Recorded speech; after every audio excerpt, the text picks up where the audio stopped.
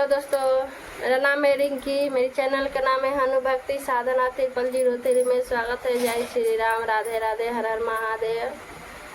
देखिए, आज मैं माता रानी के गीत लेके आई हूँ। अगर आप लोग की अच्छी लगे तो लाइक करें, शेयर करें, सब्सक्राइब करें। अगर चैनल पर नए हैं तभी सब्सक्राइब कर दीजिएगी। सबसे पहले आपके पास गीत जाए कि आप सुन पाए। इंट्रो बाद गाना सुना रही हूँ, आप अंत तक बने रहिएगा।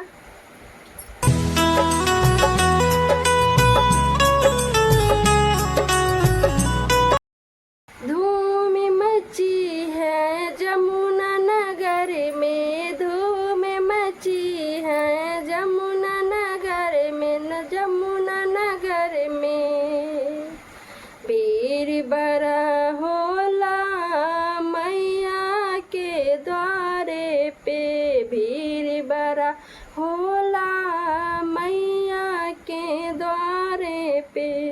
कोई आ रहा है, कोई जा रहा है, कोई आ रहा है, कोई जा रहा है।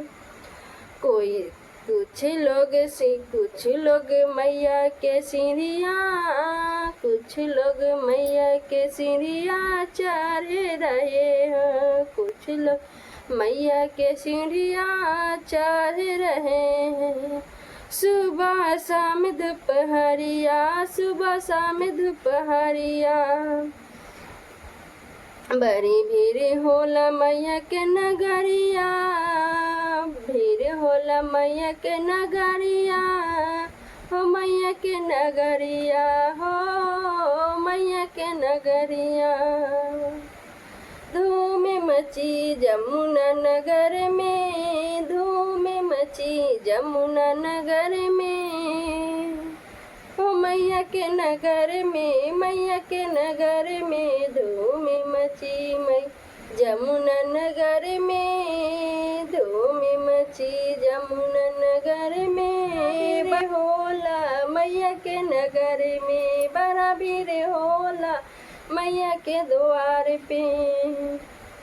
कोई चढ़ावे सिरे पे एक लोटा जल, कोई चढ़ावे सिरों पे एक लोटा जल।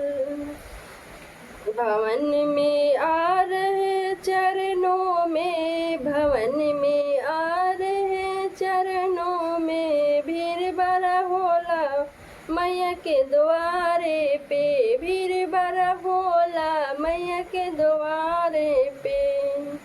धूम मची जमुना नगर में, धूम मची जमुना नगर में भीड़ बड़ी होला मैया के द्वारे पे, भीड़ बड़ी होला मैया के द्वारे पे।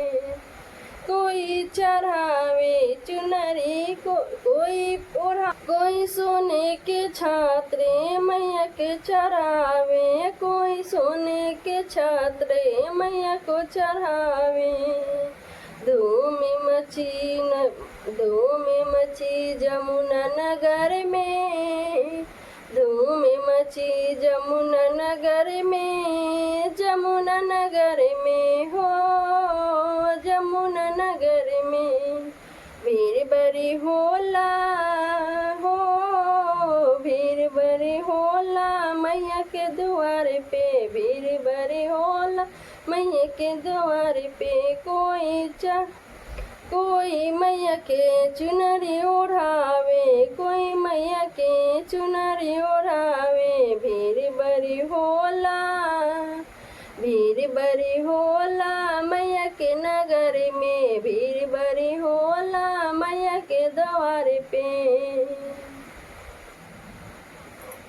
धूम मची जमुना नगर में, धूम मची जमुना नगर में, हो जमुना नगर में भीड़ बड़ी होला मैया के नगर में, भीड़ बड़ी होला मैया के द्वार पे।